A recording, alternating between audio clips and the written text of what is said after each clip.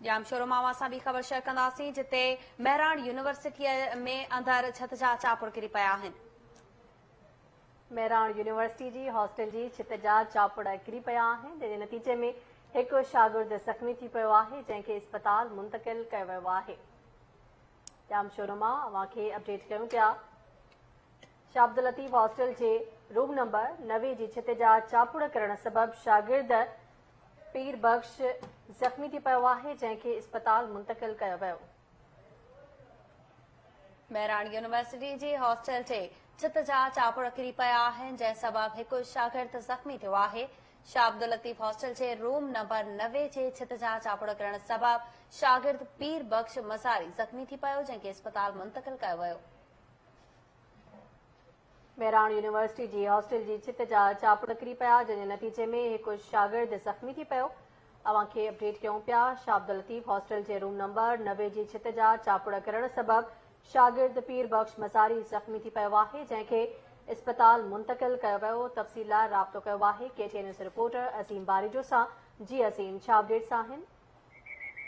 जी शेरबानो, बिल्कुल जामशोर में मेहरान यूनिवर्सिटी जी हॉस्टल जा छित जा चापुड़ किरी पिया आहिनि। शाह अब्दुल लतीफ़ हॉस्टल जे रूम नंबर 9 ते जेको आहे 19 बैच जो शागिर्द आहे पीर बख्श मज़ारी चापुड़ लॻण सबबि सख़्तु ज़ख़्मी थी पियो। मां तव्हांखे ॿुधाईंदो आहियां त मेहरान यूनिवर्सिटी जे इलेक्ट्रॉनिक इंजीनियर शोबे जो शागिर्द आहे पीर बख्श मज़ारी जेको हॉस्टल रूम नंबर जेको 19 जा छित जा जेके आहिनि चापुड़ किरण सबबि जेको सख़्तु ज़ख़्मी थी पियो। उते मौजूदु जेके शागिर्द आहिनि उन ज़ख़्मी हालत में शागिर्द खे लम्स इस्पताल मुंतक़िल कयो, जितां इलाज बैदि जेको शागिर्द हुनखे ॿीहर खणाया। उन हवाले सां शागिर्दनि जो चवणो त मेहरान इंजीनियरिंग हॉस्टल जी जेकी सूरत हाल ख़राब आहे। असां मुसलसल जेको यूनिवर्सिटी इंतज़ामिया हॉस्टल प्रोवोस्ट खे आगाह करण बावजूद बि को बि मरमती जेको हॉस्टल जो कमु न कयो, जंहिंजे करे अॼु हॉस्टल शाह अब्दुल लतीफ़ हॉस्टल हुनजो छित जा चापुड़ करण सबबि शागिर्द जेको ज़ख़्मी थी पियो। हिननि चयो त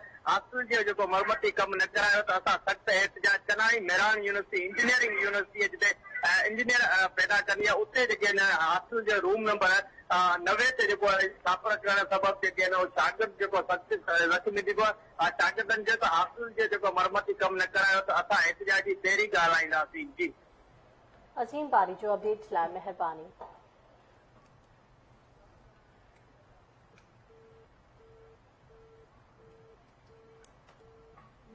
मेहरान यूनिवर्सिटी जी हॉस्टल जी छित जा चापुड़ किरी पिया, जंहिंजे नतीजे में शागिर्द ज़ख़्मी थी पियो, जंहिंखे इस्पताल मुंतक़िल कयो वियो।